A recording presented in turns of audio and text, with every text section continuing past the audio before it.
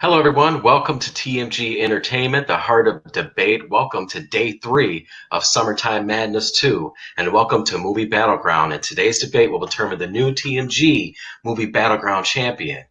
It's going to be a good time. I want to introduce my co-host over here. His name is Kevin Pass. You guys know him well. How you doing today, man?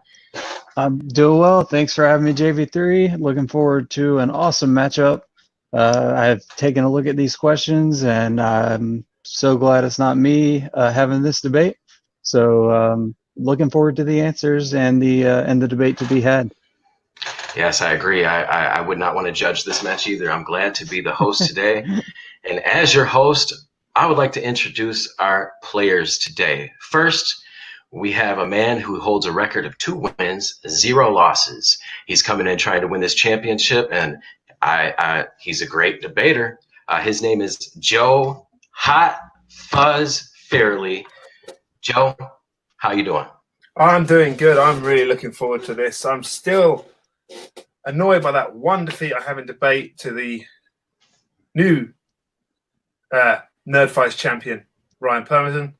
But if I can get this, then I can focus all my attention on the next Nerd Fights tournament. If not, I'll have 2 tournaments. As you saw yesterday, I retained my late TV fights belt. And now I want the second. I want that second belt. Nazario is a great debater. Really nice guy. Got nothing even slightly heelish to say about him. I'm looking forward to this. These questions were tough, but I think I've got the right answers here. All right. Congrats on that TV title, and good luck tonight. Thank Yes, you. good I'm looking luck. forward to it. All right. Well, introducing his opponent. This player comes in with a record of 3 wins, 1 loss, and I also have seen him debate. He is also a wonderful debater, just like Joe. He is Mr. VHS Nazario Montenegro. How are you doing today? I'm doing great. Hey, Mike, how you doing? Good. Where the hell are we? What is it? I'm not sure. This is not the video store. No. You're supposed to be fucking working, aren't you? Yes, I Where am. the hell? Yeah. What the fuck, man? Okay. I promise as soon as I end here, I will go and rewind all the tapes. I'll work overtime, no pay. Deal. Cool. But since you're here, apparently don't suck at debate. And somehow I managed to get myself into a title shot today. So that's going to be fun. Yeah, shit. You haven't won that already? You know who I'm playing? I'm playing Joe Farrelly. You know, that guy from the Criterion thing. Yeah. Holy shit. Honestly, I hope he's not as good as this as he is on Geek, because he's a monster at Geek. But yeah. I honestly don't know how good he is at movies. So, cool. I guess I'll see you later. Yeah, I will see you at the store. Cool. Watch him ranked. All right. Well, it looks like they have their plans mapped out. Well, before we can get started with the match, we have to figure out a winner. And the way that we do that is by having judges. We have 3 of them today, and I'm going to introduce our first one. His name is Chris Diaz. Chris, what do you got to say about this match? It's going to be a fun one. Oh, that sounds good. Yeah. And our second judge today, he's coming in here. And I can say this about this guy. He knows the way. His name is Nicky Mandalorian Sullivan. Nicky. This is the way. Yes. What do you got to say about this match? Are you excited? Oh, yes, very excited. Good. Well, I'm excited, and so is Kevin, and I hope our third judge is, because he is right next to me. He is also the co-host. He is wearing a lot of hats today, and let me introduce you to the third judge. Surprise, surprise. It's Kevin Pass. Doing double duty. That's I'm not opposed to that. I'm excited, like I said earlier, excited to hear the debates. So I know these guys are going to bring it, and I got a fresh expo ready for everything they can bring. Oh man, I love that. I love that. All right, well, let's get to going. I'm going to explain how the rules work today. If we can bring in our combatants, I'm used to saying that because of my league. If we can bring in our players today, debaters, if you will, let's get ready to do this. I'm going to explain the rules. There's going to be 5 questions because this is a championship match. It's going to be 5 questions. The first 4 questions will be in the player's strengths. Each one will have 2 strengths apiece, but the 5th question, if needed, is chosen by the admins. And here's how it goes. They'll get 90 seconds for their intro. Whoever has the strength will start second. The other guy will start first. They will do their intro. They have 90 seconds. After that, they will have a 5-minute debate. Now, guys, you guys can talk all you want to each other, but keep it clean. Try not to talk over each other. If you do, we're going to have to give you a little timeout, 10 seconds. And then after that's over, they'll each have 60 seconds to close, and whoever's strength that question is, they will go last to close it. Just a reminder, players, you have a 60-second extension that you can use at any opening or any closing. Are you 2 ready to debate? Always. Cool. All right. Well, it looks like we're going to get into our first question. Question number 1. What is the most anticipated horror film of 2020 that is yet to be released digitally, theatrically, or in any streaming service? All right. So Since this is Mr. VHS's strength, Joe, you will start. You have 90 seconds. Go ahead whenever you start talking. This year, it sucked. You know, after everything that we've been through, after all the confusion, the stream of information, misinformation, political issues, when you strip away all that hardship for people like us, one of the things that has hurt us is the lack of new movies. So many movies had their releases pushed back due to COVID-19, and one was only a few days from release when the movie theaters closed. And I believe that A Quiet Place Part 2 is still the most anticipated horror of 2020. The first movie was such a success, such a surprise, and even after multiple rewatches, is still a fantastic movie to revisit. It has suspense, it has tension, it was a fantastic directorial job from John Krasinski. The performances in it are amazing. And then, because it was so close to release, we have had a trailer, and that did nothing to dampen that anticipation and that excitement. In fact, it increased it, because not only were we going to see what was going to happen next with this journey, we were going to see what happened before. You saw in the trailer that we're going to see day 1. And that on its own is really exciting, because we still get to see that family dynamic while also getting to see where it progresses. And that's why I believe, that's just some of the reasons I believe it is the most anticipated horror of 2020. And I will go into a little bit more in the freeform. Good job. Great job. We're going to go ahead and get Nazario on the screen. You have 90 seconds whenever you start speaking. Okay. Most anticipated film has to have a reason, a presence that you just cannot help but to want to see it. And I think the clear winner for this is Halloween Kills, the sequel to 2018's Halloween. This is the team that brought a franchise that has meandered for decades. It's never been able to find its right footing. They had several misses and stars, then they go back and they start again. And finally, this team that has the blessing of the original director, John Carpenter, actually brought in an idea that worked. 2018 is the most successful Halloween since the original, critically speaking. Also, this team presented the idea of a trilogy of films. So it's something that is also not a very good, very well-known, well-used concept in horror films. They usually goes for the franchise thing. But since they're only trying to do this idea that has a beginning, a middle, and an end, it gets more anticipated on my part, because it's going to be something that will develop and will have a planned ending. So I'm going with Halloween Kills. Should open in October. We'll see what happens. But for now, that's it. Looks like his time was conceded, had a little bit left. That's all right.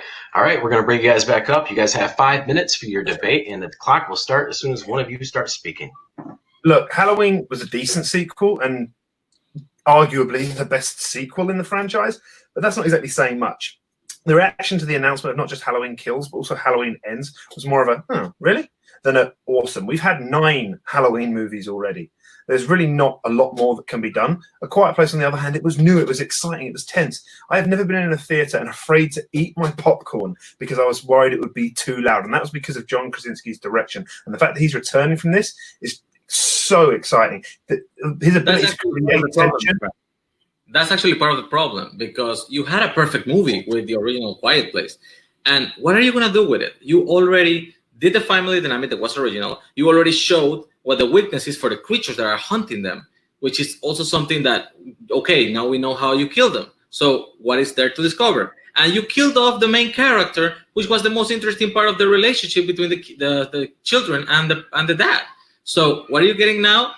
Another sequel where you deal with other people, where the monsters are the humans, which we have seen 1,000 times on every zombie movie ever made, and I can watch every Sunday if I watch The Walking Dead.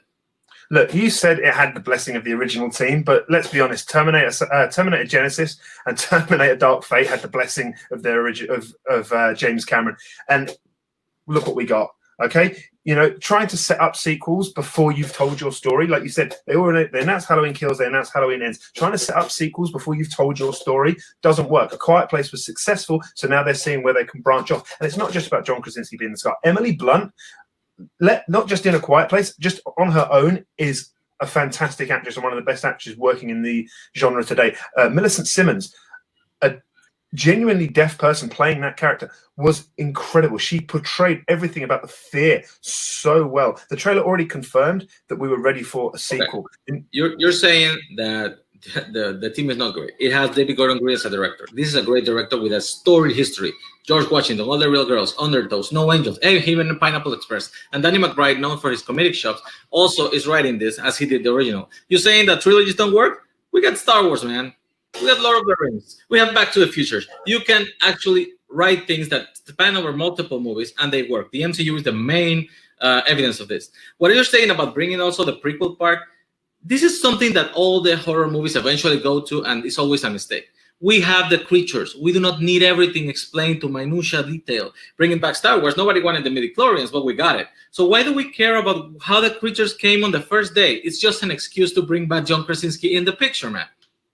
We don't even know how big a role that's going to be. And you said that what more does it have to show? Because we've already seen the weaknesses. We've already seen how they can be defeated. Well, look at Aliens. Aliens and Alien, they are 2 fantastic movies. Alien started off successfully, and they saw they could make a sequel. Lord of the Rings, that's based on books. Star Wars didn't think of Empire Strikes Back until A New Hope was successful. The same with a lot of these other franchises. But when you try and set up a franchise, when you try to tease sequels before you've had a successful movie, that's where the trouble comes from. And the other factor we must consider here is that there's already been advanced screenings for Quiet Place Part 2, and the feedback is overwhelmingly positive. With Halloween, we have yet another sequel to a franchise that really has outstayed its welcome. First movie is fantastic. It's a game changer, but the franchise has been on a downward spiral since then, and only just managed to claw back some respectability in 2018. Because we got the right team now. So this team with the respectability and the hit is one developing the next parts. And they are doing the right thing. They're going back to the original and ignoring everything else. So this is a new timeline. And for the sequel, they are actually bringing back the main children from 1978 and the sheriff of the town, mostly played by the same actors from that age. So they age accordingly to the film. Also, they are the only one they're replacing is by Anthony Michael Hall, which is himself a great actor. And they have Sam Loomis back in this movie. They are actually finding a way to bring Donald Pleasence in. I don't know their technique. I don't know if it's all footage, but it's gonna be an excellent addition to the thing. On your premise, man, I'm sorry, but The Quiet Place is just trying to be a prequel that we don't need, a sequel we don't really need either. But the stuff you just said, does that really inspire hope for a movie that was the highest praise was basically not as good as the original, but better than every other sequel. A movie that basically repeated the steps of the first movie, but from a different perspective. The thing is, since the original Halloween, we've had Freddy Krueger, we've had Jason Voorhees, we've had various Ghostface killers, and all have managed to do the Stalker Killer better than 2018's Halloween and in an emulation of 1978's Halloween. That doesn't mean that Halloween Admittedly, it's thanks to 1978's Halloween, but that doesn't mean that Halloween Kills deserves its place as most anticipated. What does is a lot of bad horror history with a lot of bad sequels, and you're just assuming that this is going to be worse. It's not. All right, that's time, guys. Wow, I am glad I'm not a judge. Good job. Now, that was the debate round. We're going to go next to the last round, 60 seconds. Joe, go ahead whenever you start talking. So, while Halloween was a perfectly acceptable sequel, it did nothing that made you clamor for another sequel. It was repetitive, and it comes from a genre that has been played out in numerous different ways, and it's from a franchise that is notoriously unsuccessful when it comes to sequels. A Quiet Place showed as such a small part of a large story. Krasinski's direction was exemplary in creating tension and drawing you into that world. Emily Blunt is one of the best actresses in the game today. Millicent Simmons showed her great potential. When it comes to a sequel, you want to know you're in good hands. You want to see what's new and unexpected things are coming. And the early reviews are that it's incredible. And we're talking about what's most anticipated. These are the reasons why A Quiet Place 2 is irrefutably more anticipated. And yet another attempt to squeeze whatever is left out of the Halloween franchise. We've seen what has happened. It has the blessing, but that didn't work too well for Terminator. Trying to set up sequels before you told your story doesn't really work. And you said yourself, A Quiet Place is a perfect movie, so you want to see more. That's why you want to see more. Okay, it showed. Look at Alien to Aliens. Alien told its story. It was a great movie. It showed you the weakness. It showed you how to beat them, and they did it again with Aliens immensely, by adding more characters. Time, brother. All right. That was Joe. We're going to go to Mr. VHS. Clock starts when you start. John Carpenter is not James Cameron. A blessing from him is way harder to get than James Cameron's. First, you bring Alien and Aliens as the perfect sequels. Why don't you keep going? Alien 3, Alien Resurrection. You cannot make a franchise of something that doesn't want to be a franchise. You said it yourself. Yes, it's a perfect movie. The original Quiet Place is a perfect movie as a movie closed circle. I don't need to know where it goes because they're already showed in the trailer that they're going with the humans are the monster thing that we get in every single zombie previous movie. We're doing the prequel thing just to bring back John Krasinski because we don't really need to know more about the origin of the creatures. If you want to go again with the Alien comparison, dude, Prometheus and Alien Covenant, that is a bad idea. And yes, planned trilogies work, planned series work. The MCU is the main thing going in the world right now, and it's over 23 movies in because they are planning ahead. Halloween Kills is a brand. Michael Myers is a brand, and they are bringing it back with a great team with David Gordon Green and Danny McBride that are doing a new idea and bringing back the original characters to do true deserving sequels. All right, that was question number 1. Good job to both debaters. Let's bring in our judges and let's see what they have to say. All right. Looks like Chris is ready. Go ahead for the other ones to give me a thumbs up when you're ready.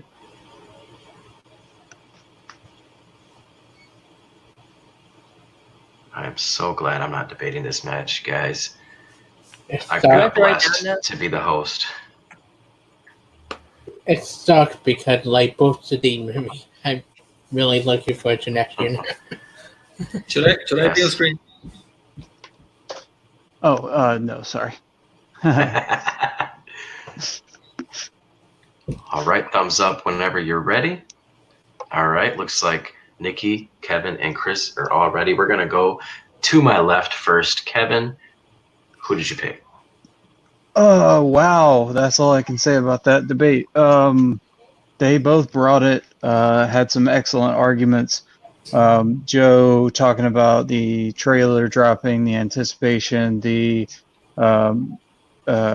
screenings, the positive feedback with A Quiet Place 2.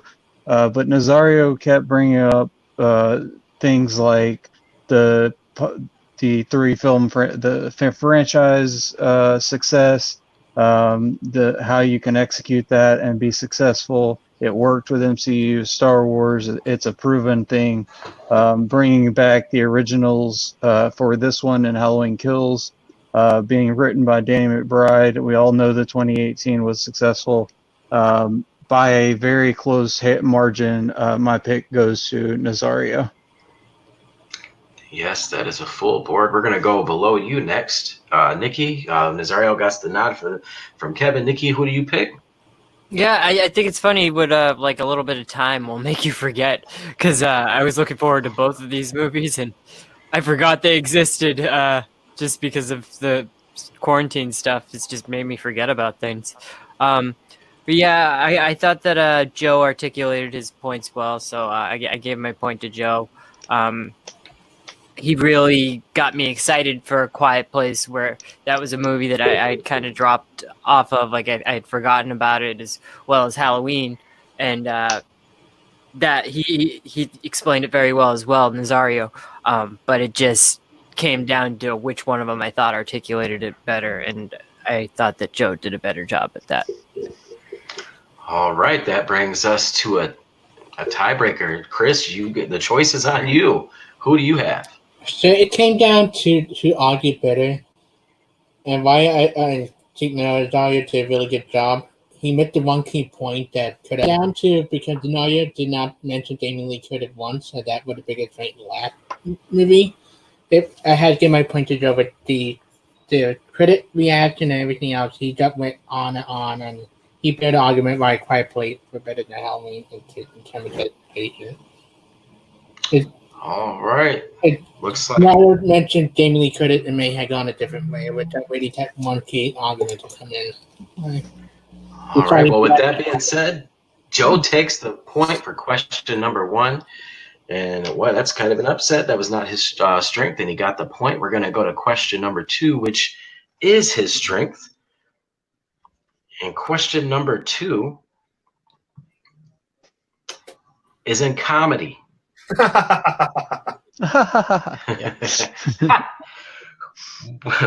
What was the best comedy starring Steve Martin? All right. And you for got that it. one, we will start with Nazario, right? Since that's Joe's strength. Indeed, it is Joe's strength. Nazario, you have 90 seconds for this intro whenever you start speaking.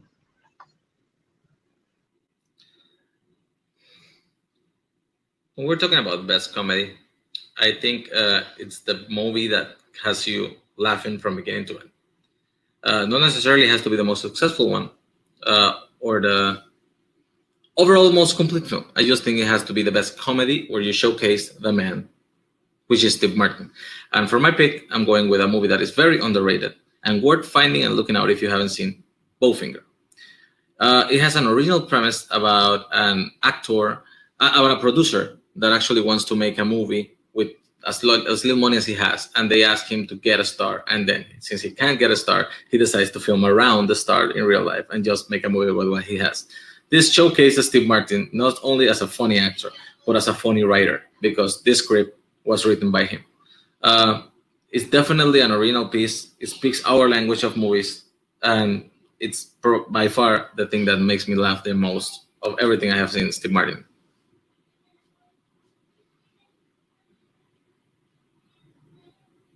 Tanta. All right, that was his time. He conceded. I guess make sure we know. Just say my timer. Joe, you are next. You have 90 seconds when you start speaking. You know, ever since that small role as an insolent waiter in the Muppet movie, Steve Martin has shown what he can play better than anything, and that's a jerk. Now, that's why he played the lead in a movie called The Jerk. But what a jerk really needs to balance it is someone kind, someone good-hearted, maybe a little annoying at times, just to give the jerk a little bit more to rise to. Especially if they're trapped together in a cross-country road trip. That is why Planes, Trains, and Automobiles is the best Steve Martin comedy. Not only is it a fantastic comedy, it has heart. It's eminently rewatchable. And the two leads in Steve Martin and John Candy have such fantastic chemistry. They bounce off each other. They balance each other. It's eminently quotable. It's rewatchable. It has you laughing from beginning to end. Just the calamity of things that go wrong for this guy who is essentially a bad guy who finds his heart in the end. That is what you want to see. You want to see the jerky guy suffer, but you also want to feel something for him. And that's exactly what you get. Because they set it up, he has to get back to his family. You know he's really deep down a caring guy. And everything is just, it's so funny. It's so quotable. I want my fucking debate right fucking now. So I'm going to end my time and let's get into this. Oh, man, he ended his time with some authority. That brings us to our debate. Guys, I know you're ready to go at it. So 5 minutes as soon as you start. Firstly, I agree. Bowfinger does showcase Steve Martin as a great writer, but this is the best comedy film starring Steve Martin, not written by Steve Martin. And while Bowfinger is a fine movie, there's nothing about it that stands out compared to Planes, Trains, and Automobiles. Bowfinger sits somewhere among Father of the Bride or Dirty Rotten Scoundrels. Sure, it's better than Pink Panther, but it doesn't hold a candle to Planes, Trains, and Automobiles. You have two leads that play off each other so well. Bowfinger is more an Eddie Murphy comedy than a Steve Martin comedy. There's the door. Planes, Trains, and Automobile is not a bad film, but it's not an original film. You're saying this is one of the funniest, the best road trip movies ever made. John Hughes, who directed this, actually wrote two other road movies before this, Vacation and European Vacation. Steve Martin, like you said, is not a really likable character in this movie. It's actually more about John Candy. John Candy is the one that shines in this movie. If you're saying Eddie Murphy is the stars of the other movie, which is not, the title character is Bowfinger. Actually, John Candy here would be the star, and it's not even the best John Hughes has taken to do with John Candy, because he's more of a lovable mess in Uncle Buck, which is funnier, and he's more of a lovable, straight-up person in Only the Lonely, and even the Home Alone cameo, which is like 5 minutes. That's John Candy you're talking about. I'm talking about Steve Martin. You say John Candy's a standout. I'm sorry, the most quotable scene, the funniest scene in this movie is Steve Martin just berating that woman at the checkout desk. Because we've all been in that situation where someone's made a mistake. But the difference with here is that Steve Martin's character, he has, Neil Page has had that. He's had every single mishap. He's had every single unfortunate thing that can happen to him. And he finally blows his top. And it's just the anger in his voice. He doesn't shout. He doesn't get violent. He just sits there through gritted teeth saying the F word on repeat. And it's not just that language on its own. There's other moments in that. It's iconic. Where's your other hand? It's between two pillows. Those aren't pillows. That is two actors working together. So Steve Martin has the standout moment, but then there's also incredibly funny moments where they balance actors working together. You have Steve Martin getting the best possible thing out of Eddie Murphy. Eddie Murphy, who has a very, very bad record of movies going along, is very funny in this movie because of the script he got him to write. The characters he plays, using also the gimmick of a multiple characters by Eddie Murphy, which he plays the star and the lookalike, is hilarious because it gives him the opportunity to balance out his trends. He likes to be goofy, you can do here. You're gonna be straight, you can do here, and it balances out. This movie is also very original. Like I said, Planes, Trains, and Automobiles is not really original. It's just another road trip movie. Does it have a few laughs along the way? Yes, but not as many as Bowfinger gets out of Chubby Rain and the Stolen Ninjas for the last scene. It's a great movie that people underlook. What I'm hearing stuff about is why Eddie Murphy is so funny in this movie. And I agree, Eddie Murphy is funny in this movie, but Steve Martin, despite he's playing off a very funny John Candy, still stands out in this movie. That's why it's so good. And the good thing about this comedy, the good thing that you laugh at is that in the end, you're really laughing at the human condition, at parts of yourself. How two people, despite how different their approach to life is, can help each other. It has that heart. They both have places to go. They both have what each other needs. And as we reach the end, we think that Del has shown Neil to be more accepting and tolerant, but it isn't until that brutal reveal that we are shown exactly what Neil has given Del, the only true thing he needs, which is companionship. So through all that joy and all that laughter at watching these two people suffer, you then have that realization, that moment. And that's why it's the best comedy film. It's not necessarily it's not always about the most funniest, but I still think Planes, Trains has funny moments. The best comedy film is about, if you're in the genre of comedy, it's about laughing, and this movie is funnier than yours. Bowfinger, it finds incredible ways to just put characters in awkward situations with a person that supposedly doesn't know that he's being filmed at that moment, and makes it awkward and funny and memorable at the same time. The scene alone where they are filming the action scenes and everybody comes running at him and they make fun of Scientology by saying that that's what Kid Ramsey believes in, that he's actually being pursued by aliens, which is why he doesn't find weird the fact that people are yelling things at him that he doesn't understand. And in the end, if you were talking about heart, you have this of a struggling producer trying to make ends meet in Hollywood and finally getting his due, getting the one thing that he ever wanted, which was to have a hit picture. And in the end, he finds friendship also in the character of Eddie Murphy's brother, played by Eddie Murphy. That's the thing. Look how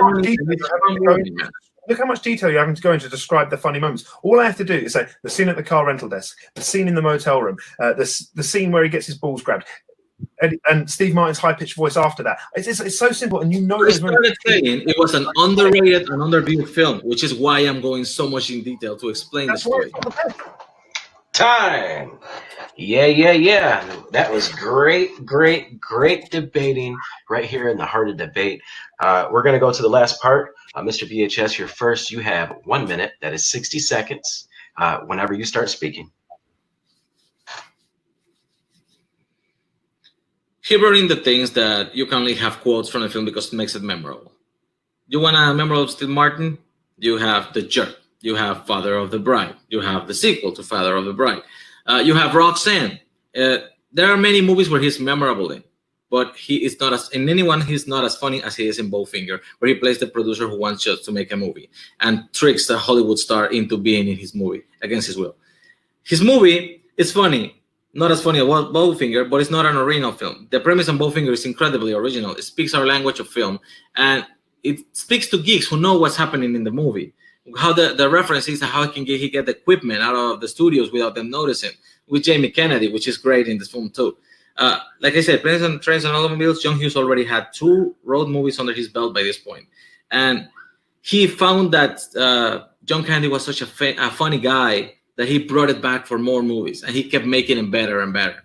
Uncle Buck's better, and Only the Lonely is more lovable than this one. Time. All right. Great job, Mr. VHS. We're going to bring Joe back. He is going to start his minute whenever he starts speaking.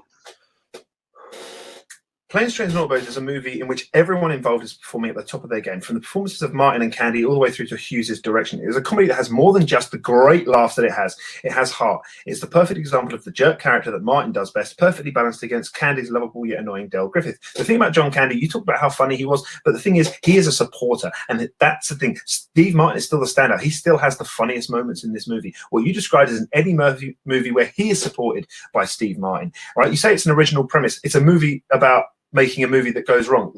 You know, we've seen it plenty of times. It's happened. We get it. We're still getting it now with the Disaster Artist. But road trip movies, they can be about anything. It's about the trip, but it's about the characters inside it.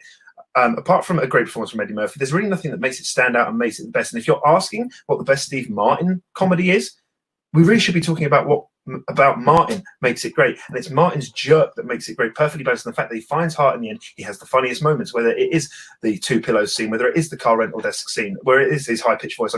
He is the standout. Time. All right, let's bring everybody back in. That was a great job, Joe. We're going to get our judges in here, all 3 of them. And this was another great round. Nikki, I'm going to go to you first whenever you're ready, but we're going to wait for everybody to get ready. Give me your thumbs. All right. Aye. Good. Right, they're all ready. Nikki, So, what do you got? Yeah, so I'm really conflicted in this round. Comedies is not like a genre that I gravitate towards. So these are movies I haven't seen, and like it's basically pitching like a movie to somebody who would not watch one of these movies. And I'm conflicted because I think Joe made one of the best points, but it was a point in the 3rd round against Nazario's argument about Eddie Murphy, and I just think that at that point, like Joe made the better argument about which movie like I would watch. So I gave my point to Joe. All right, Joe takes that one. Chris, did you feel the same way? So this is a conflicting argument, especially based on the question, what is the best comedy film starring Steve Martin? And for one hand, I heard Joe giving me a lot of that, but Nazario just didn't give me my funny moments for his movie that I would associate with. Neither did my choice ever go for Teddy Ross Scandal, as when I look at the argument itself, and like Nikki did, Joe that made a better argument, gave me example in the film and how funny it is, and Joe won it for me in the end. All right, well, that does it. That gives Joe the point. But before that, even though it wouldn't have mattered, we want to hear what Mr. Paz has to say. I appreciate it. I agree with Nazario about how he said, you know, a comedy you want, a best comedy, you want it to be making you laugh from beginning to end. Not necessarily the best, but the funniest. Bowfinger is definitely an underlooked film, but Joe really was on top of this one with Candy, the bounce off that he had with Steve Martin. The Steve Page character is hilarious. The Del Griffith character is hilarious. I like that it's a road trip film.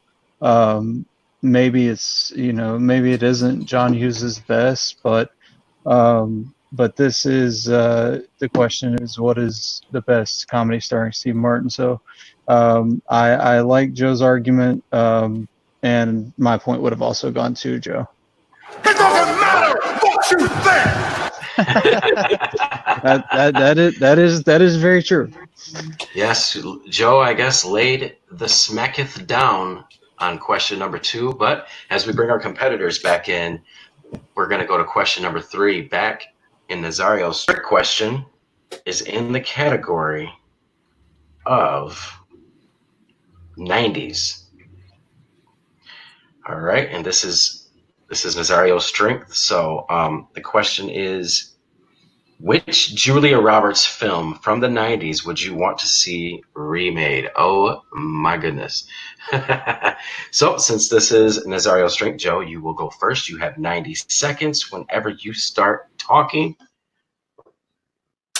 Remakes will always be divisive. They'll always be hit and miss. When thinking about a movie that should be remade, we need to examine the why. Why should a movie be remade?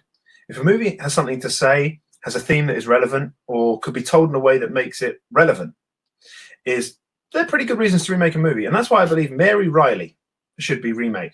For those who haven't seen it, Julia Roberts plays a housemaid that falls for both Dr. Jekyll and Mr. Hyde, but also has some past trauma of her own. And that's why this movie is in prime position for a remake. The plot is ideal for an exploration of mental health and its effect on relationships, something which I think is very poignant today. It's a story that a lot of people know about Dr. Jekyll and Mr. Hyde, but it explores it from a different angle. It's not necessarily a movie that was as well received as certain other Julia Roberts movies. Certainly glad none of us picked Pretty Woman, because that movie's perfect. And I just think if you have a reason to remake it, if you have a new way to tell that story and a way that can be poignant and can tell and can give a message, I think that is what you should do. That's why it should be remade. It doesn't need to be a box office grab. And that's why I think Mary Riley should be remade. I'm done. All right, that is his time. And we're going to go next to Nazario, Mr. VHS. You already know how it goes. Once you start speaking, you got that 90 seconds.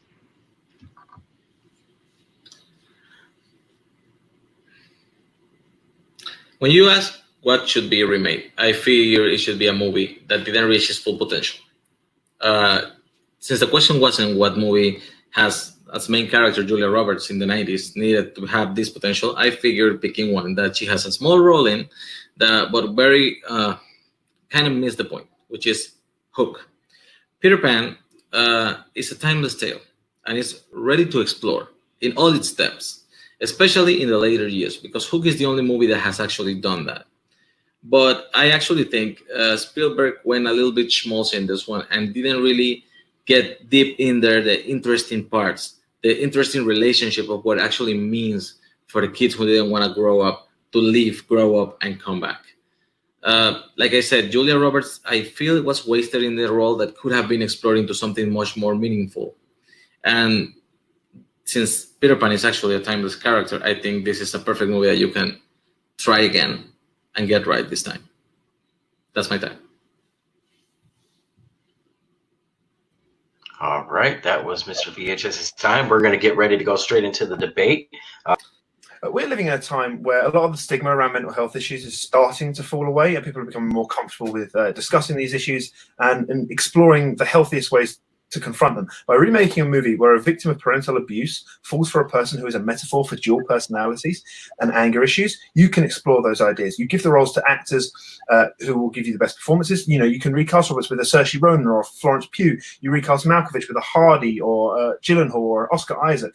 You have leads who are more than capable to portray lives that are in torment, while also being able to capture the happier, more carefree moments that illustrate the effects that mental health problems have on a person. Okay, from my movie, the original Hook had the right idea, but I think it failed in execution. Kind of a movie that remains to be improved. The first version of this story, the Peter Pan story, was made by P.J. Hogan in 2003. And I think that 17 years later, you can actually take the same character that played Peter Pan, who's now in his 30s, the actor is called Jeremy Sumper, and bring back Hook, who was played by Jason Isaacs, and do a grown-up in real-life telling of this story and actually explore the things that they didn't do. Tinkerbell is a character that has a lot of jealousy and anger against Peter. She's jealous him because she loves him, but she feels that he betrayed her because he left her.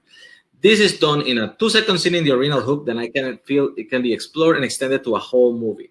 Like you said, Florence Pugh is a great actress that could actually play this. I actually had written her name down for this character. You also have the confrontation against Rufio, the kid who actually took control of the Lost Boys.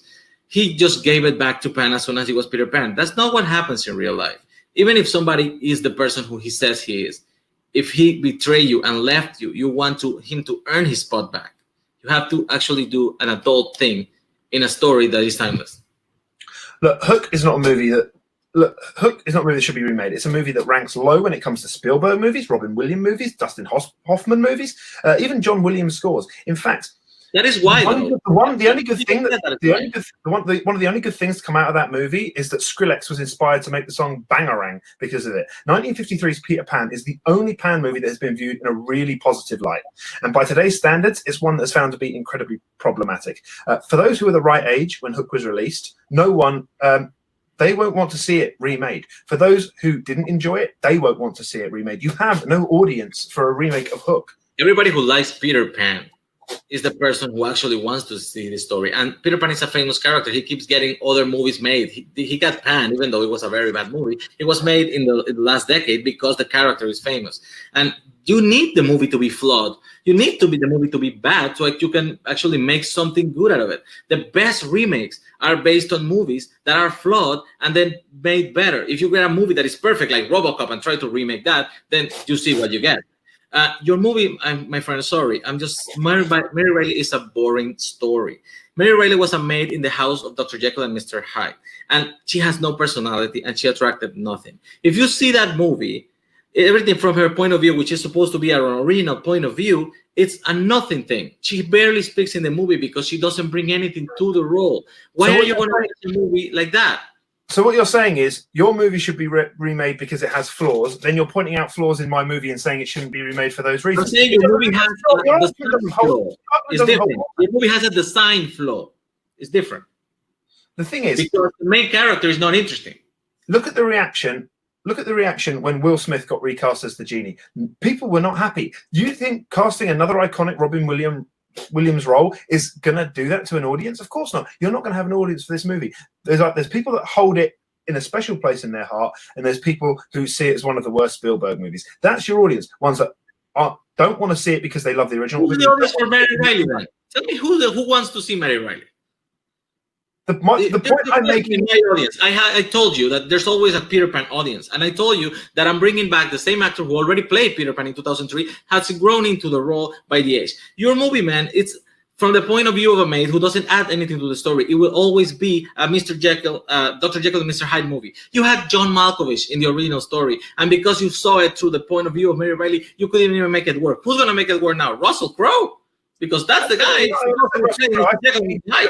You need to have an actor who can portray that duality. Someone like a Tom Hardy, someone like an Oscar Isaac, somebody like that. You have Florence Pugh or someone like Saoirse Ronan, someone who can do those roles. It's not just about retelling the story. It's about using the original story. The maid that falls in love with Dr. Jekyll and Mr. Hyde, a maid who is a victim of personal abuse herself, showing the duality of mental health and how it affects on a relationship. That wasn't in the movie. As you're saying, wasn't in the movies. It was mentioned that she was a victim of abuse, but she never had a relationship with Jekyll and Mr. Hyde. Brothers. All right, that was time. We're going to go to the final part. Joe, looks like you're going to have 60 seconds whenever you start speaking. With Mary Riley, you have the opportunity to tell a classic story from a different perspective. like before, but this time shift the focus onto something that is relevant, prominent, and necessary. A chance to explore something that a lot of relationship movies don't explore often, and that is the effect that mental health issues can take. You don't have to resolve the problem. You don't have to create the perfect solution. You just have to start the conversation and make it something that people talk about openly. You do that by using a story that people already know, but telling it in a way that makes people feel seen and helps people who don't have these issues understand a little better. With Hook, you're trying to recapture a magic that for most was never even there in the first place and has only ever inspired dubstep. You are remaking a movie that will have no audience because of the way the original is seen by both its fans and its critics. You pointed out that a movie needs to have flaws to be remade, and then said mine shouldn't be remade because it has flaws. Your argument is completely flawed. You say it's a chance to get it right, but what I'm saying is you need to use this opportunity to have a remake that sends a message and tells a story and makes people feel seen. That is the true gift of a remake with perfect actors in the roles. All right, time. That is going to do it. Good job, Joe. Going to bring Nazario back in for his last closing for this question. All right, clock starts when you start. You're hearing what you want to hear. I'm saying that my movie has to have flaws so you can make it better. You can make it good. Your movie has a design flaw. The design is that it's a movie about the most interesting character not being the main character. It's Dr. Jekyll and Mr. Hyde, and it will always be a movie about Dr. Jekyll and Mr. Hyde. But you want to tell it through the point of view of Mary Riley, who is not an interesting character. She adds nothing to the story. You are acting like she had a relationship with Dr. Jekyll and Mr. Hyde. That never happened in the movie. The only thing that happened is that in the end, Mr. Hyde didn't kill her because he thought she was pretty. They never had an actual relationship. Yes, they mentioned one line that she was abused by her parents, but they never bring anything into the movie because she has barely any dialogue in the movie. So why are we trying to do that again? The character of Mary Riley, is a secondary character in the story, and you can never make her interesting as the main character. My main character, which is Peter Pan, is timeless. He has movies as far back as the 40s, and he has movies now in the 2010s. And it's always going to be a memorable character because it's timeless. Time. All right, great job, Mr. VHS. Ready? Give the good old thumbs up. Let us know. Kevin is ready. Nikki is ready. Chris is not ready yet. Why I hate being a judge here. Well, Chris, you will be going first. So whenever you are ready, you take it away.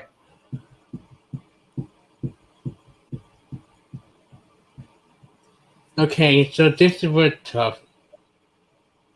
One of the movies I have seen, the other one I didn't even know existed. Why? But it was back and forth, and I like hearing it, despite questions I had about she died at the end of to go on about stuff. But I do have to give my point to Nazario. I think he just gave me a little bit more. I think with both their ideas, but his point against Joe were pretty well thought, especially with the Robert character. It's barely a character in the movie. It was tough, and God, it's just a tough argument. But Nazario got my point in the end. All right, Nazario got Chris's point. Mr. Poss, who got your point? I similarly to Chris, I have not seen. I'm assuming he's talking about Mary Riley. I've not seen that film, so I had to go off of Joe's argument. But that's okay. It happens. I liked his pitch as far as the Jekyll Hyde story, making it into a relevant mental health story. The remakes being with Florence Pugh, Saoirse Ronan, Oscar Isaac, bringing in the fresh meat, if you will. I don't agree with you that there's no audience for Peter Pan or for Hook, though. Nazario brought up really good points. The movie is flawed, yes, and that the flaw is in the design of Mary Riley. But Pan fans will want Hook. No matter what. It's a movie that didn't reach its full potential. Peter Pan is a timeless story. Spielberg didn't do a good job with it, and that's kind of what you need if you want a remake. So my point does go to Nazario. All right, well, that will give Nazario the point and keeping him alive. Nikki, it wouldn't matter for the score, but it Yes. It matters what you think. It does matter. So tell us what you think. So yeah, I also would have gone with Nazario. I wish one point that he brought up was that the actors that Joe was mentioning, I don't think they would want to be in that movie. But regardless of that, I think Nazario had the better argument. I think you pitched why not only was it a good movie, why it's a good premise, but why it should be remade. And yeah, so I would have also given my point to Nazario. I also want to point out that I love Denario. Some of his plot points doesn't make sense in regard to what happened to Jason Isaac at the end of Peter Pan. All right. And at the end of Star Trek. Yeah. Well, that was our judges. That's question 3 is over, and Nazario is still alive, still in the game. Question number 4. This is going to be in Joe's strength. It's action and adventure. All right. I'm going to go ahead and say the question. What standalone action film was the worst of the 2010s? Oh, my goodness. What a question. Joe, since this is your strength, we're going to start with Mr. VHS. And, of course, you have 90 seconds as soon as you start.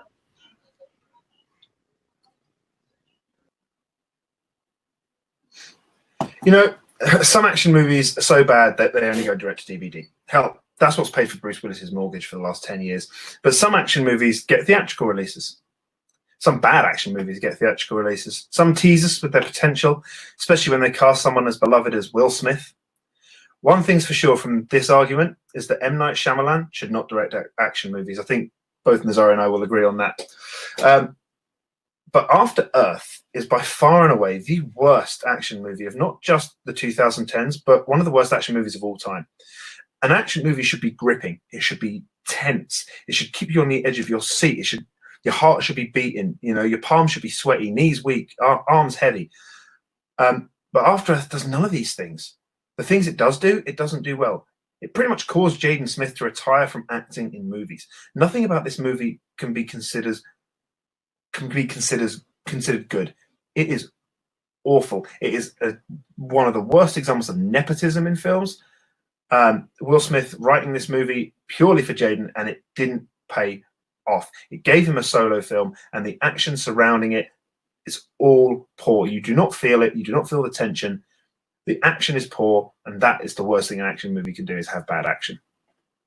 And I am conceding my time. All right, that is his time. Mr. VHS, clock starts when you start.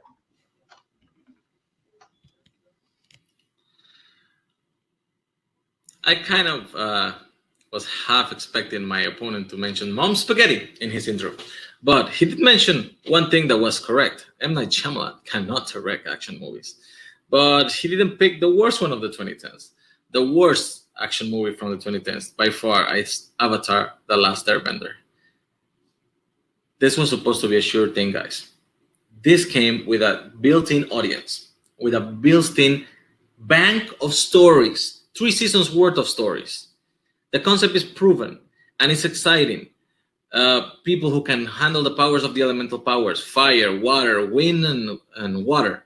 And he just didn't know what to do. He didn't know how to cast in the right parts. He casted people who couldn't act. He couldn't do effects work. Everything looks fake. He couldn't do 3D work because they actually decided to post-convert this thing into 3D. And he didn't film that with that consideration. And nothing works. Not the action, not the acting, not the effects. And it killed a potential multi-film franchise right at birth. I will expand a bit more on why I think these things don't work in my time. But for now, that's it. All right. That was it for our intro. We're going to go right into the 5-minute debate. Players, whenever you guys start, the clock will start. Like I said, the property itself is not the problem. The show that it's based on already had 3 seasons under its belt and a complete story. And it actually even inspired a sequel series that got 4 more seasons. The concept is proven. The fans wanted this story. The fact is, he just botched every possible thing about the way he did this movie. the movie was filmed so dark you can barely see what's happening, and then post-converted to 3D, which makes it actually even darker. This doesn't work. His movie may not be a great example of film, but it's a fair movie. It's a solid movie that works in its own little bubble from beginning to end, and it has quality, million times of acting over anything on my movie. No, listen, here's the thing with The Last Airbender. I'll agree. The TV series is one of the closest things to perfect you can get. It was always going to struggle to meet those expectations. The thing is, you actually look at the reviews and the feedback from people who have never seen the TV show. It's not great, but the action itself, they comment on, they say the action is good. And at least you get that from an action movie. That's the problem. You're looking at it from a view of people who love that TV show. The difference is that M. Night Shyamalan was at a time, was on a downward trend when it came to his original movies. You know, Sixth Sense, Unbreakable, Signs in the Village are all great to good movies. They started going downhill with Lady in the Water and The Happening. The Happening is trash. But Last Airbender and After Earth were the final nails in the coffin. But they caused him to go back and do like The Visit and Split. The difference is Last Airbender suffered more because of the fan base. What makes After Earth worse is that unlike Airbender, he had a second writer. There was somebody else there to stop him, right? This had more people collaborating on it, more people to turn around and say, actually, I'm not sure this is such a great idea. I don't think we should be going this way. This action's not great, but more people working on it. My movie did not find its audience, Joe. My movie didn't find an audience. Not only did not please the movie the fans of the cartoon, it didn't please anybody. It wouldn't have mattered if the people who actually like Avatar: The Last Airbender TV show wouldn't show up for this because they didn't like it, if it had pleased everybody else. But it didn't. It didn't please nobody. Nobody wanted to watch this movie. And like I said, this is based on a colorful story where you showcase fire powers, water powers, air, magic. And then he made it so drab and dark, and it doesn't even look good. Your movie has Will Smith actually doing a stoic role. It's such a small fable about the relationship between a father and a son. A father that had to teach himself not to feel any emotion because that is what fed and alerted the creatures they were fighting. And the price he paid because becoming an emotionless person didn't make him relate to his kid. That is a very good story. You can work with that. The things that he showed in the new Earth with the mutation, the new creatures, the plants, everything that grew out of our Earth, it's imaginative. It may not be Avatar, but it's actually more realistic and interesting visually than anything on Avatar: The Last Airbender. Your movie is original, and it had some good ideas that it didn't go to the best possible finish, but mine was dead from the start. The thing is, you've got to look at this from a neutral point of view. You have to take the TV series out of the equation because we're asking about what is the worst standalone action film. Standalone. So you have to take the TV series out of the equation. The difference is here with the reviews for the people who have never seen the TV show, they say the action is at least passable. With my movie, you're talking about how the story is good. But the problem is this we're talking about what is standalone action film was the worst. And the action is so bad in After Earth. It's so poor. It's so poorly executed. It's so poorly directed. It's so poorly edited. At least the people who had not seen the TV show went, well, the action's barely passable. But with my movie, it was not passable. This found no audience. It was an original story, but no. Are you arguing that the action in a fantasy action film was possible? Man, the effects don't work here. The fights don't work here. The character doesn't work here. They don't in After Earth either. The problem is the relationship between Jaden and Will Smith is more believable than anything in my film. Here, they got a basic story. In real life, there's no original material. The original material had Asian characters for the waterbenders and the airbenders who were the main characters of the story. And he went when recasted them with white people.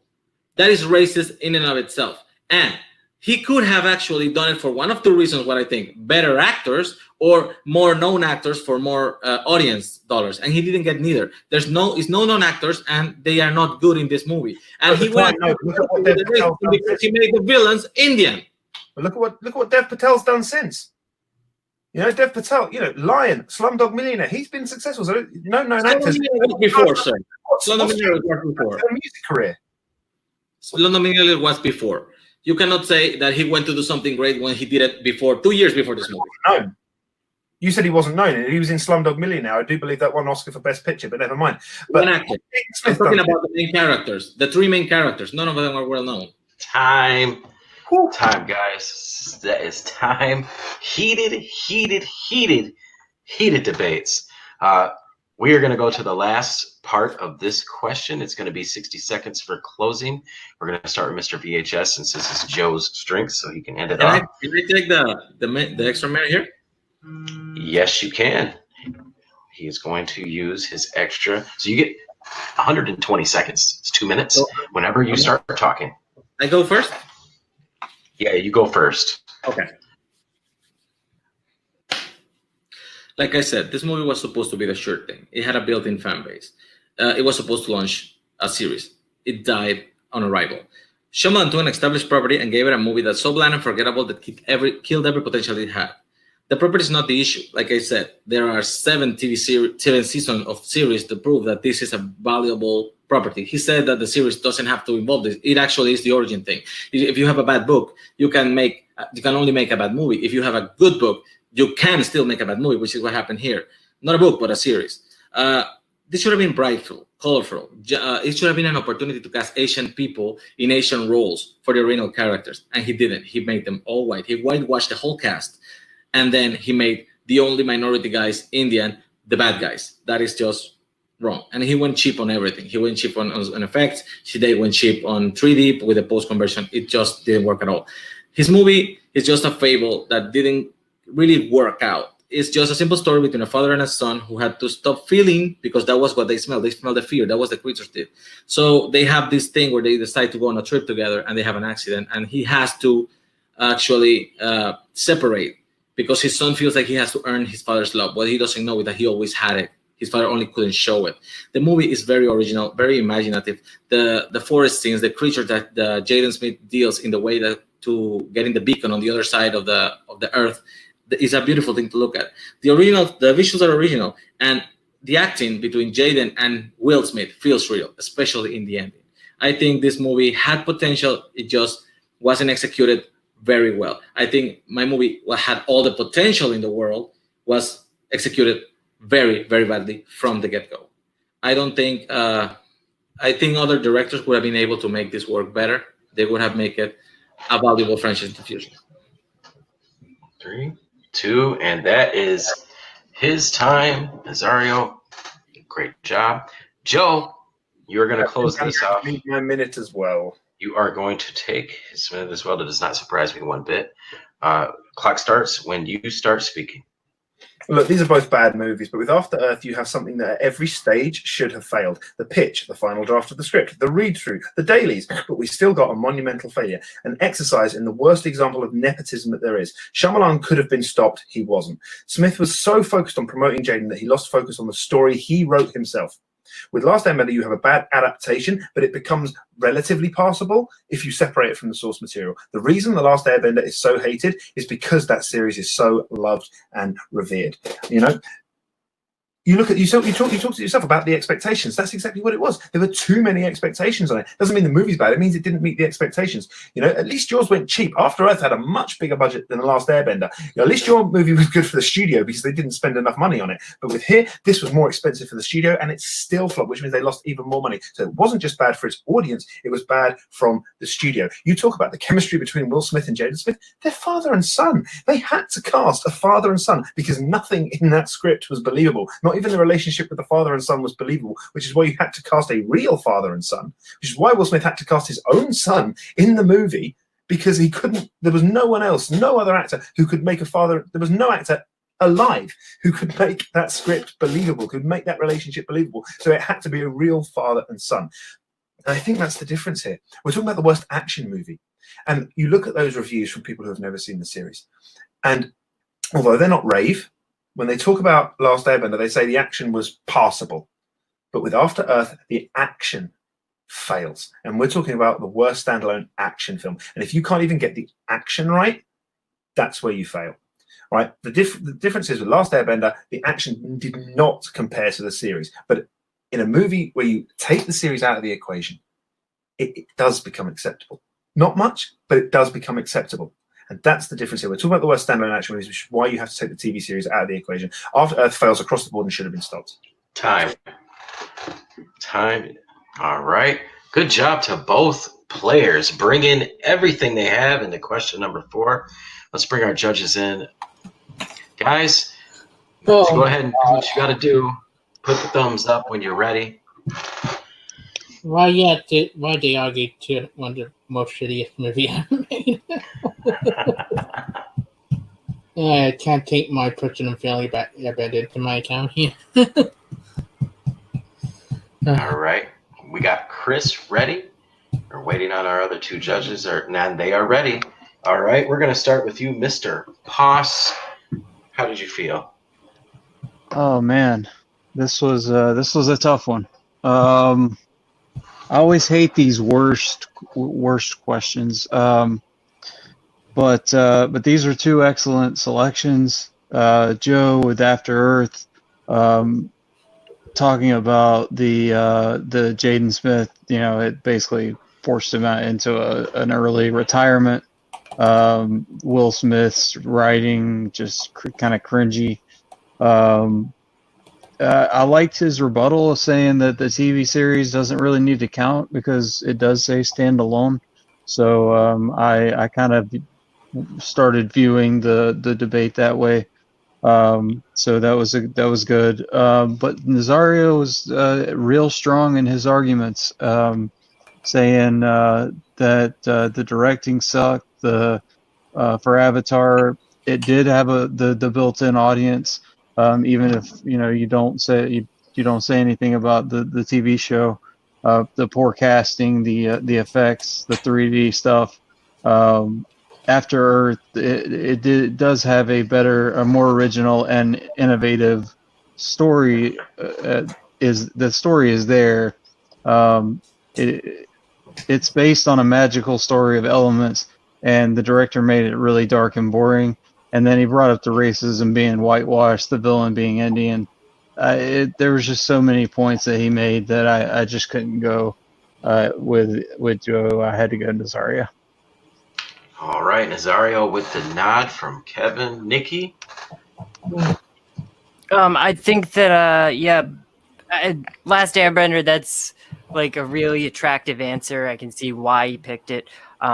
It's an easy movie to hate, but as far as the question goes, I think that Joe stayed within the parameters of the question better. I think his argument supported his answer to the question better, especially when he said about the action in After Earth versus the action in The Last Airbender. You could throw on The Last Airbender, have the movie on mute, and at least like something on the screen is going to catch your attention.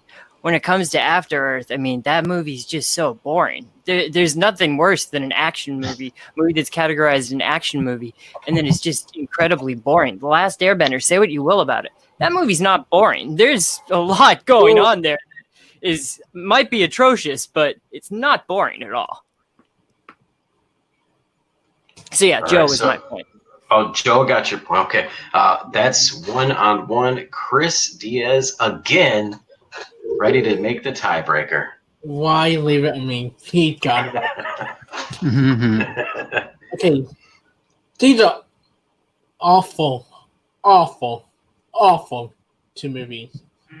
I mean, putting outside my personal feeling how I feel about the Last Airbender movie, and I could go on a 2-hour rant about how bad it is.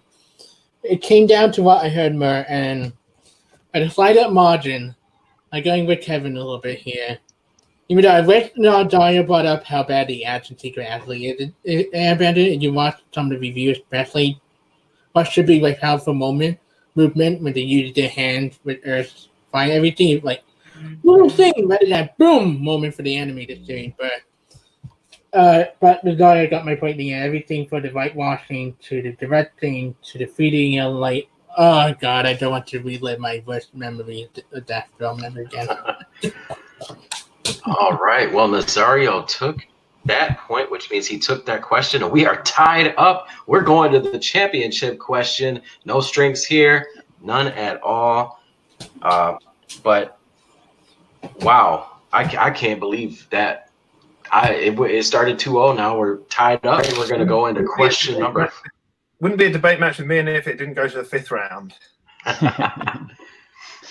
That's because Mr. VHS is fucking awesome. Yay. Good stuff. All right, we're going to go into question number 5, and this in the category of Festival Sweethearts. What Netflix movie, upcoming or recently released, would you pick to be screened at the 2021 Cannes Film Festival? Joe, we're going to start with you. You get 90 full seconds, and it starts when you start speaking. I believe Lost Girls is the perfect movie for the Cannes Film Festival. It's based on true events, follows a mother's search for her daughter after the police fail to act. It's based on the Long Island killer, which was a true crime. Her search leads her to a gated community and into encounters with several sex workers. Amy Ryan and Thomasin McKenzie from Jojo Rabbit star. Everything from the premise to the cast to the director scream festival darling.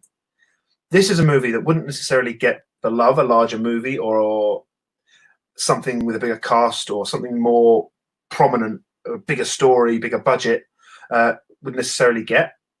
And I think it deserves that recognition. It deserves an audience. It deserves to be shown to critics, to film fans, to people who will get that word of mouth out there. And that's really what a film festival is for. It's for showing these smaller movies that wouldn't necessarily get the love that they deserve and getting them out there into a wider audience based on word of mouth. And that is why Lost Girls needs to be shown at Cannes Film Festival. It deserves its place. It's a true story. It's an emotional story. It's a story that doesn't necessarily get told. And despite the fact that it was based on true crime, because of the nature of the victims of this crime, of these crimes, it didn't get the attention that it should have done. And that's why it's important that this movie is shown at a film festival, especially Cannes. And that is your time. All right, we're going to bring Nazario in so he can start his intro. Mr. VHS, you have 90 seconds as soon as you speak.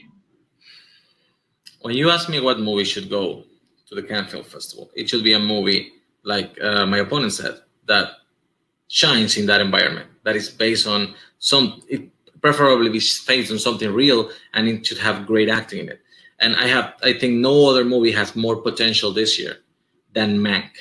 Mank is the next movie by director David Fincher. It's based on the life of Herman J. Mankiewicz, a screenwriter in the 1940s, who actually wrote or claims to have written Citizen Kane, because Orson Welles took the credit for the movie. And this movie, it's about their battle for that screen credit. It brings old Hollywood back into the limelight. It put it front and center with one of the best received movies of all time, Citizen Kane, and his creator, Orson Welles, maybe not being the genius that everybody thinks he is, because he didn't give credit to the people who supported him, like Mankiewicz. It brings in Gary Oldman to play Mankiewicz, an award-proven actor who actually can hold his own against anybody on screen, and it's an Oscar winner. And it also brings back his usual team of composers, which make this movie completely interesting. This movie is confusing to me why it went straight to Netflix, but maybe it was the subject matter. Maybe it's a story that not that many people want told. This also was written by David Fincher's father before he died, Jack Fincher, which makes it even a more personal project for him.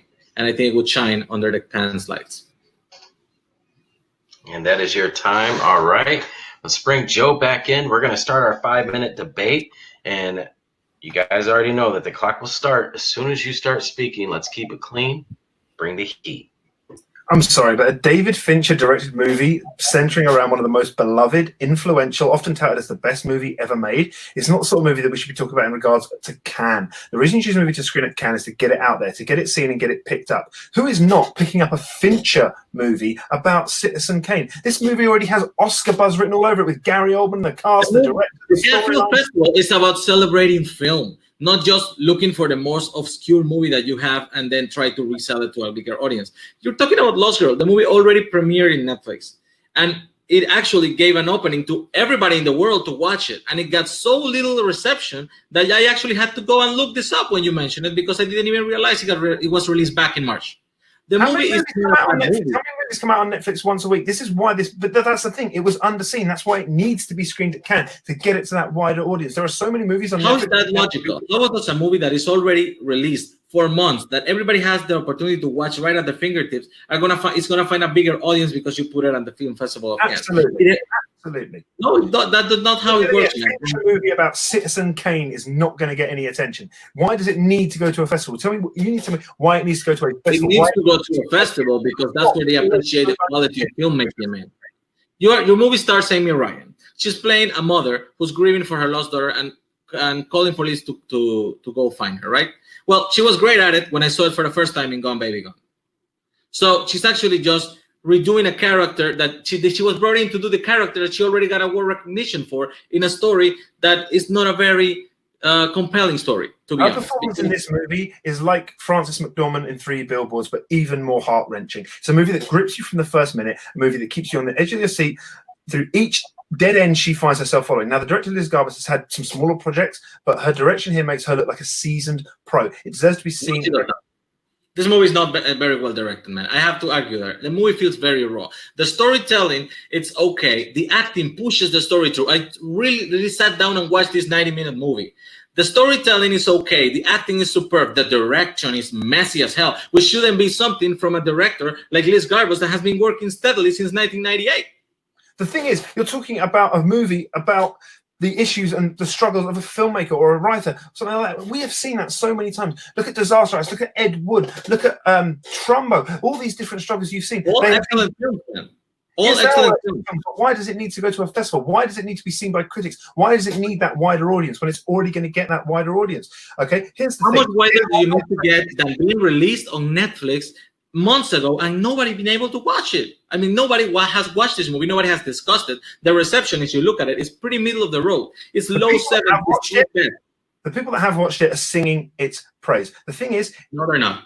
The reviews are low, 70%, and around 6.8 of 10. It's a very middle of the road reception, man, for a movie that people have actually been able to see. My movie is full of potential. It has the potential to be the bigger, wider critics that can get that word of mouth out there. The thing is, what Garbus achieves with her storytelling is really important. Instead of focusing on the offender or the killer in this situation, it focuses on the victims and the impact on those close to the victims. It highlights that horrific concept that those living a high-risk lifestyle, namely sex workers, don't get the same attention or level of investigation. She drives home that message that these people are more than just the crimes that have happened to them. They're more than just a number attributed to a serial killer. It's an incredibly poignant message, expertly displayed, but because it is released at a time on Netflix where so much is being released on streaming services, so much is being released on all these things, that it just slipped under the radar. Nobody need a David Fincher movie about one of the most influential movies of all time should not need to be screened at Cannes Film Festival to be seen. This is a movie that has an important message that is undertold. David Fincher could have done a bigger project. He could have chosen to do the next Gone Girl, the next Social Network. He just chose to do this because it's a personal product for him, because his father wrote the screenplay, because it's a story about old Hollywood that he cares about. And yes, he had to go this way, just like Scorsese had to do with The Irishman, because this is not something that big cinema wants anymore. Small, intimate stories is not something you can sell in the big cinema. And I'm telling you, this movie you told me, I watched it. I kind of felt unfulfilled. I'm sorry, but the fact that the Long Island Killer was never discovered is subject for a documentary. If you make a movie about it, because the victims to get eyes for it, you need to give them some kind of resolution. If you're not going to do a resolution movie and you're just going to do a killer that was never caught, you have to give more angles, more impacts. Like Zodiac failed. Fincher did better with Zodiac. Exactly. Did Zodiac fail? No, and that's exactly the point. Time. All right. That was heated, probably the most heated debate part that we've had tonight. We're going to go to the final, last closing part. And yeah, so as soon as you start talking, you can go.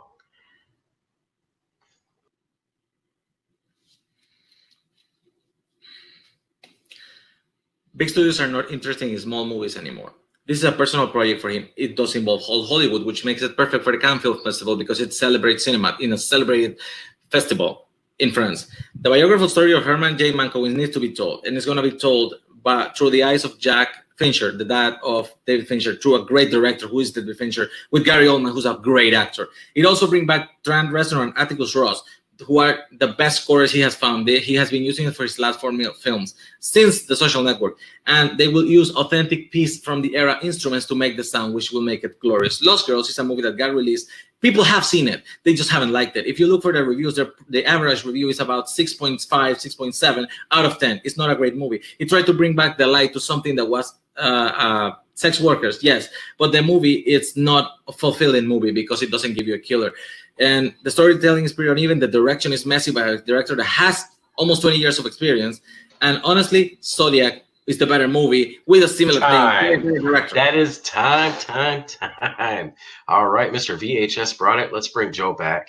And Joe, you will also have 1 minute total as soon as you start speaking to close off this match. Let's see what you got.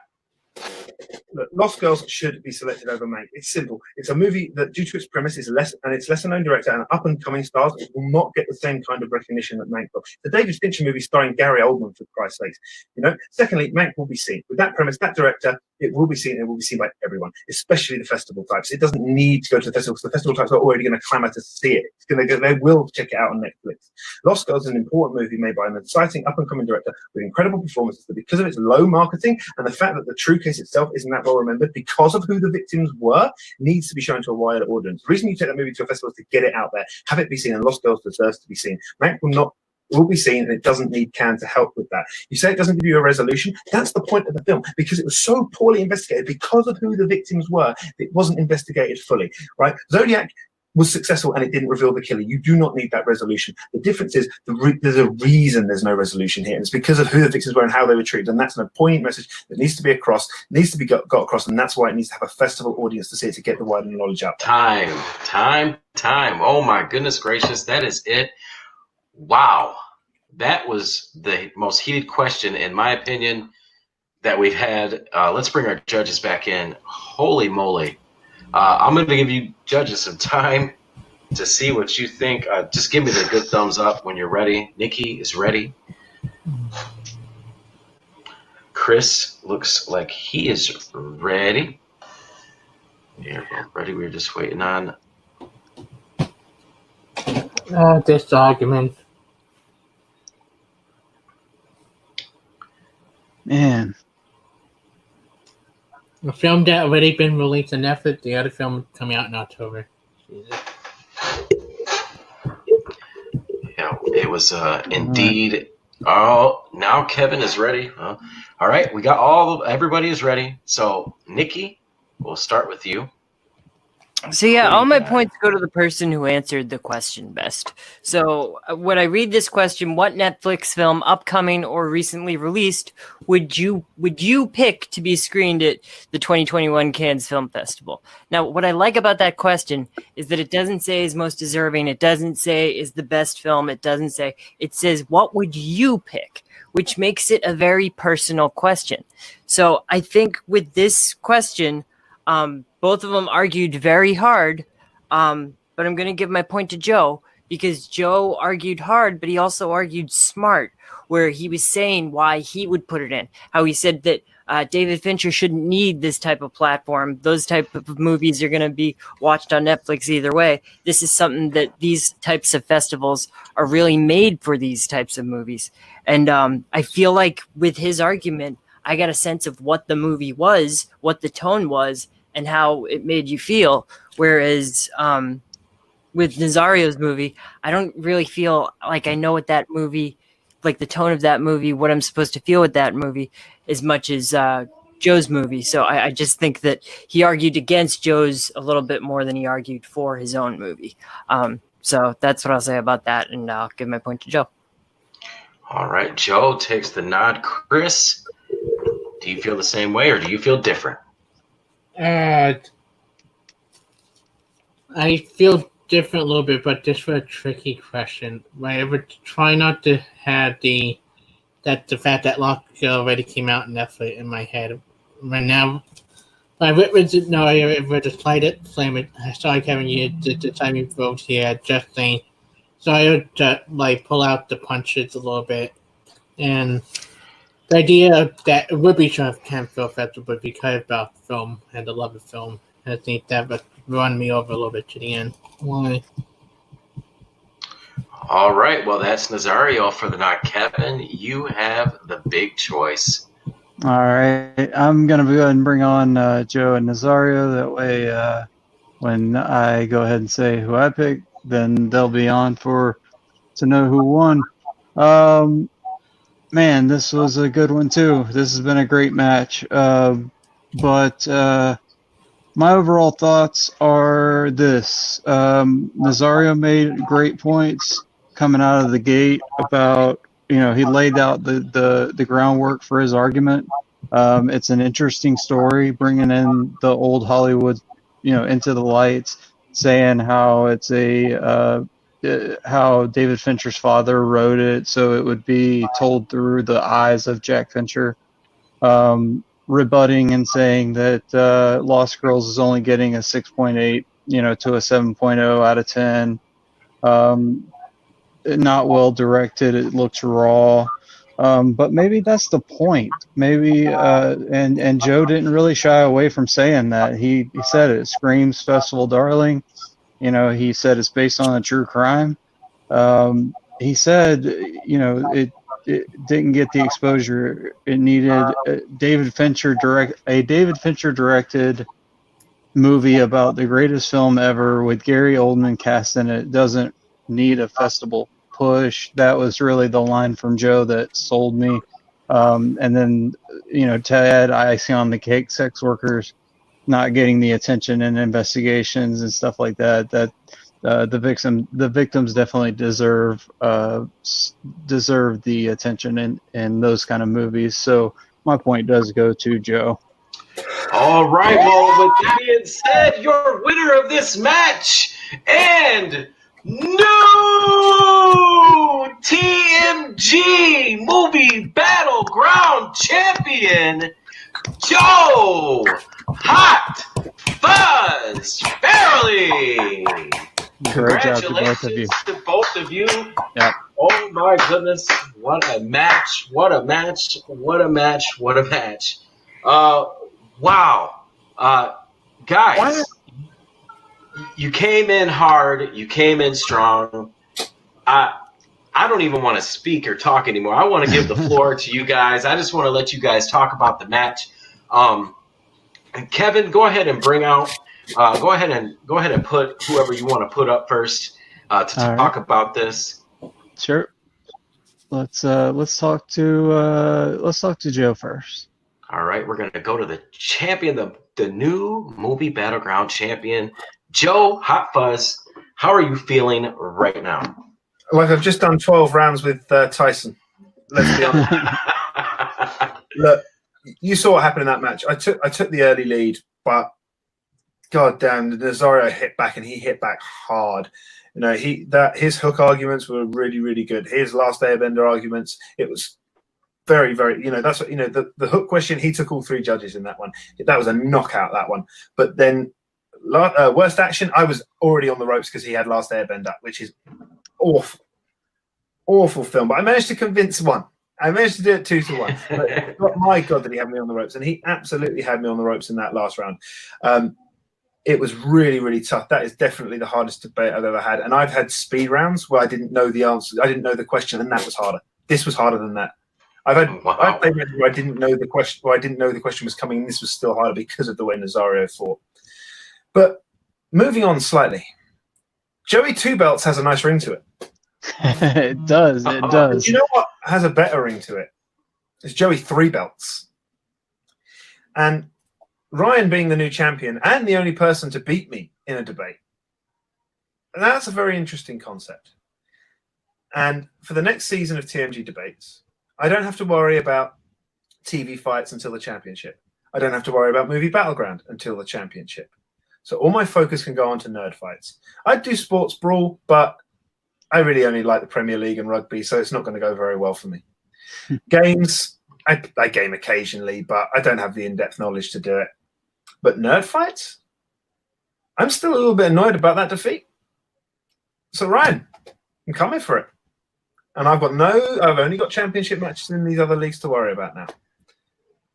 So I'm coming for it. And if I'm not, you be damn sure Nazario will, because you saw that. Yes, sir. We did. That was insane. I got one question. When you went up 2-0, what were your thoughts? Did you think you had it in the bag, or did you let up any? Or so when you're writing these arguments, you've got to try and figure out how somebody is going to counter what you said and what points they're going to bring up. And just by illustrating the flaws in Hook and why that it should get a second chance was really good. I had the fact that I had some points, but he counted it really well. And Last Airbender, I did what I could to try and remove the original TV series from that, but it's still a bad movie. So really, that one could have gone either way with that. It's just I didn't think I had it in the bag, but obviously when you've only need one more point, you think I've just got to convince 2/3 of these judges that my point is right. I don't need all three on my side. But because Nazario is such a great debater, it didn't happen. Right. Absolutely. All right. Well, thank you, Joe. And let's bring in Nazario. Yes, let's bring in, and I do this. I do this whenever I'm introducing the combatants and the competitors and all the players. I am going to introduce you as the person who did not win this match because, my friend, you are not a loser, not in any stretch of the word. No. I know this is, man, you were down. You were down 2-0. You fought back so hard. I mean, so hard that it went to the very, very, very, very end. I know it's got to be rough on you, but how are you feeling? Well, exhausted, first of all. I kind of knew it was an uphill battle with plane, trains, and automobiles because it's actually pretty hard to break the stigma of iconic movies. But you have to actually make a go at it. Sadly, I do feel that some personal opinions may have been involved in the decision making. For a match this close, that is kind of a rough thing for me because just saying that, yeah, you had a good argument, but I can put that movie on mute and it still entertains me. We're not talking about what entertains you. We're talking about the argument we are presenting. So you should vote according to that. And if we go that route, I'm sure that with a different set of judges, maybe this goes the other way. Not that much. I'm saying Joe Farrelly is an extremely well debater, a great debater. The man put up a fight so hard for somebody who's like at 3 a.m. right now. That man is speaking like it's fucking noon. Like the ideas are flowing. He has consistency on his ideas, and you have to keep hammering. And yeah, that last one actually kind of broke my heart because he went one route. He went the route. This is why this movie needs a bigger exposure. It's already out on Netflix. There's no bigger exposure than that. Film festivals are not just marketplaces for movies. Film festivals are places to celebrate film. And I assure you, there will be no bigger celebration of film than Mank coming from Netflix next year. Sadly, though, the other thing is that they said he went deeper into his movie, which is logical. The movie is out. He has seen it. I have seen it. I got to talk more about his movie because I already know the movie. My movie is all future and projections. I know these things are in it. I know this is what it's about. Could it be a car crash? Yes. Could it be awful? Sure. It has happened. Good ideas do make bad movies, but it possibly is not. Maybe we should have chosen something on more of a level ground. But dude, I'm just saying, watch it back in 2021. Man, it's gonna be great. All right. Well, is there any? Go ahead, Kevin. I was going to say I'm definitely excited for it. But go ahead with your question, JB3. Yeah, I was just going to ask you, Mr. VHS. I know this was tough, but you got to move on. You got to move forward. What's your plans moving forward? I honestly don't know where this puts me now. Last time I was 2-1. I actually had to take a break for the league for a while from the league. Came back, won my match, got me here. I don't know. Depends on, I guess, whatever Subrat has planned for the future of the league. I would actually really like to dig out someone else from retirement. I actually would like to dig out Cody Newberry back into this thing because that man keeps saying how he's 19-0, but I have debated him. I have debated him somewhere else, and I think I can take him. So that's it. Well, that is the call out. That is the call out. For sure, for sure. I'd right. like to pose you the same question as Nazario, but flip it. At being down 0-2, obviously that gave you the spark you needed to make a run. But what were your thoughts being down 0-2? I didn't expect it. Like I said, I totally expected to lose the Planes, Trains, and Automobiles one, but I was pretty sure I was gonna get the Halloween one. I do believe, honestly, that A Quiet Place is a movie that doesn't need anything else. Sometimes movies are good enough as a standalone thing, and not everything has to be a series. But if you're going to have a series, what about continuing or reinventing iconic characters that you already have?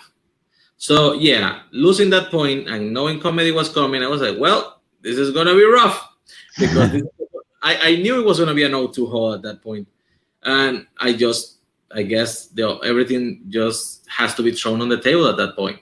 You just have to go for it. You have to get a little rougher. You just have to try to pick apart the nitpicking things that maybe are not necessarily things you believe in, but you have to find a way to just break the surface on your opponent's argument. And luckily enough, I did a good enough job to get a fighting chance up in there. So, but it was rough. I'm tired and thirsty. I bet you are. Well, go get you something to drink, and we will close this thing out. Thanks, Nazario. Yes, thank you so much for competing. What a match. It went right down to the wire. The judges were definitely busy today.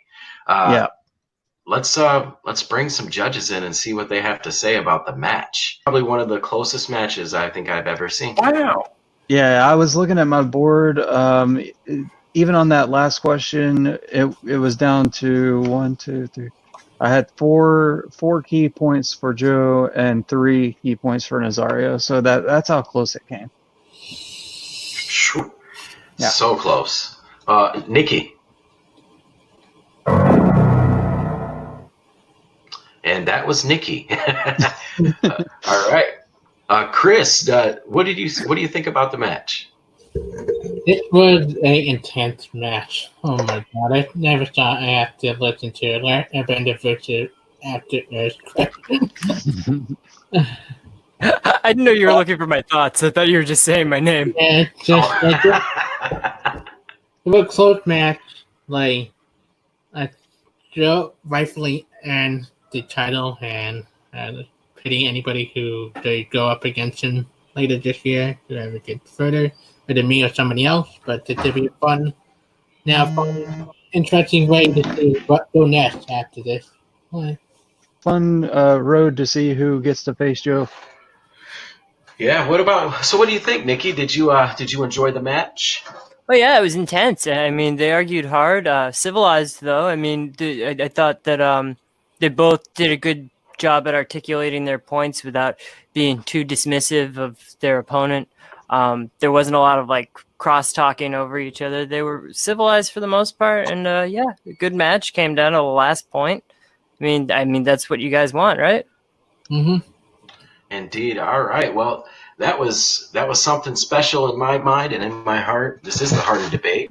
Let's bring everybody back in so we can close off this show and close off this match. Your VHS, where can the good people that are watching find you in the good world? If you like nonsense and funny bits, I have a channel on Facebook called The Video Store. If you look for it, you'll probably find it. We do 5 shows right now. We'll probably be doing 10 by next week. It's funny. Nice. It's hilarious. It's the Blockbuster team just doing things the Blockbuster way. So if you want to see it around, we have a great video just posted roasting a fellow Trivia League member. So, yeah. All right. Joe, Hot Fuzz, Double Belted Farrelly, where can the good people of the internet find you? All across the fan leagues, Joe Hot Fuzz Farrelly. Find me on Twitter at Joe Ed Farrelly, Letterboxd, Joe Farrelly, Full Metal, and Multiplex as part of it's a really good faction actually. It's called the Criterion Collection. They're a really good faction. Ooh. Pretty awesome. If I do say so myself. But yeah, that's where you can find me, and preparing hard for nerd fights. And one day I will pick action adventure in movie Battleground, and it will be a James Bond question. But one day. One day. Nikki, where can the world find you?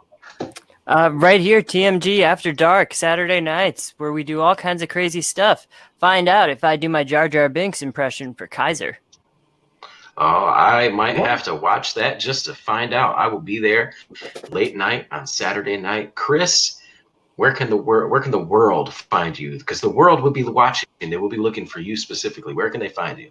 You can find me anywhere. They'll be having a nerd fight match up pretty soon, and a few other matches. So be on the lookout. I planning to make my hopefully triumphant comeback with both nerd fight and then hopefully a movie Battleground down the line. All right. Well, Kevin, Mr. Poss, where can they find you? On TMG Entertainment. You can find me on After Dark as well. This week, actually, I just found out is going to be postponed. It will be on Sunday night at 10 p.m. Eastern Time. We will have John Kaiser on though, so please tune in. Also, we have started a new league. It is open to anyone. It's TMG Trivia, so it's kind of spawned off of TMG Entertainment.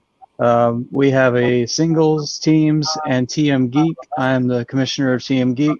If you would like to play in any of those that I've brought up, we're doing a run for the championship in TM Geek currently, and we would love to have you. So please contact myself, Matt Graham, Jacob West, Ryan Payne, or Subrath, and we'll definitely get you into a match.